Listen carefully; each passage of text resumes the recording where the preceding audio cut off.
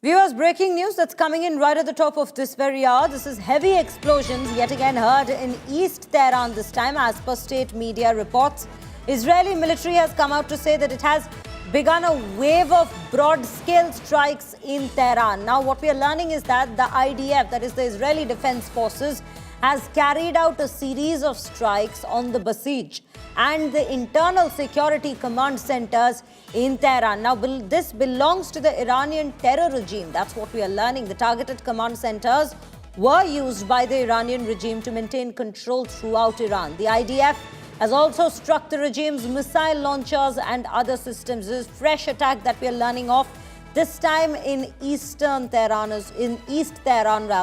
is what we are learning about. These are visuals that we are bringing to you of the war in general that has been escalating since February 28th, the first day of the very strikes taking place from the Israeli side and the United States in a joint operation targeting top centers of the leadership as well as military operating centers within Tehran. That was the very strike which in fact claimed the life of the supreme leader, late Ayatollah Ali Khamenei. And now there is no sense or no sight of de-escalation at this point of time. What we are looking at is fresh attacks taking place every passing hour.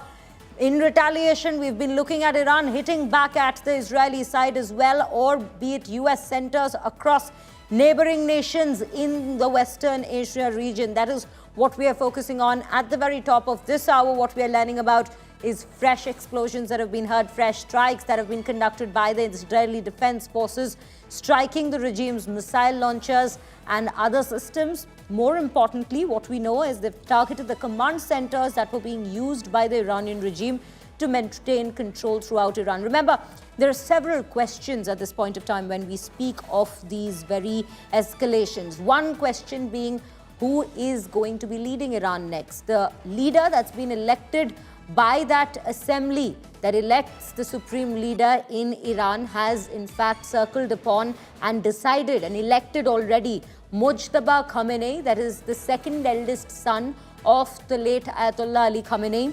And now, once he has been elected, as per the reports coming in from the Iranian media, the big question that remains is with regards to the security of Mojtaba, because US has already come out to say that their next target, the Israeli and the US side have already come out to say that the next target would be Mojtaba if he indeed comes into power and is elected as the next supreme leader, because the United States and Israel together are looking at a solution for Iran wherein they have to say that this regime needs to be completely done away with.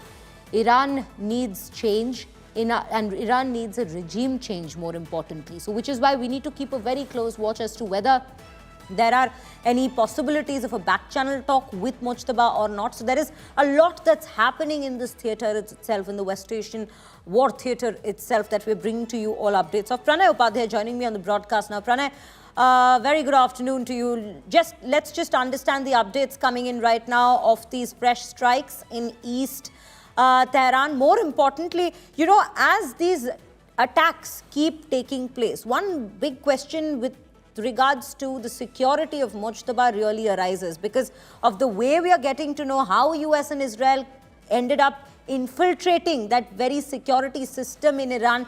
That puts it to a big question. Where is the security of Mojtaba at this given point of time? When we say where, we mean what exactly is being done to keep him secure?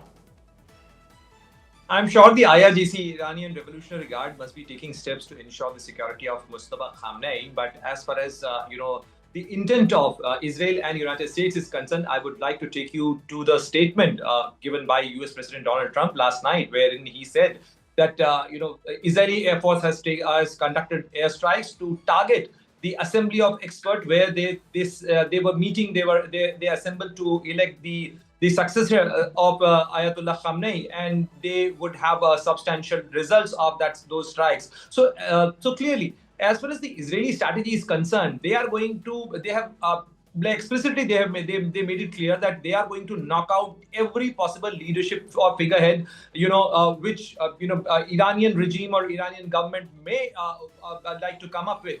And they have taken similar strategy in terms of their operations against Hamas or operation against Hezbollah. But here the difference is that these are not the non-state actors. Here in the Iranian regime is a state.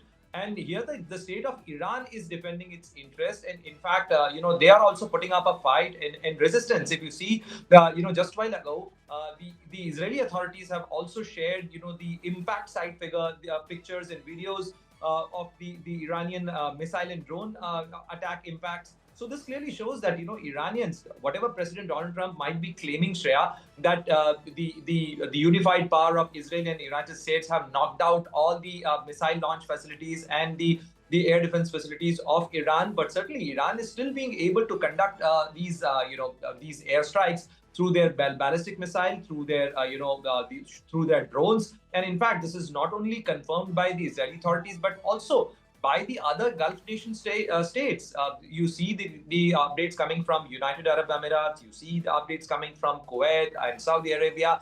In last 6 hours since dawn, there have been repeated attacks by the Iranian side. So definitely, Iranians are still being able to hold their fort, and they are still being able to hit back.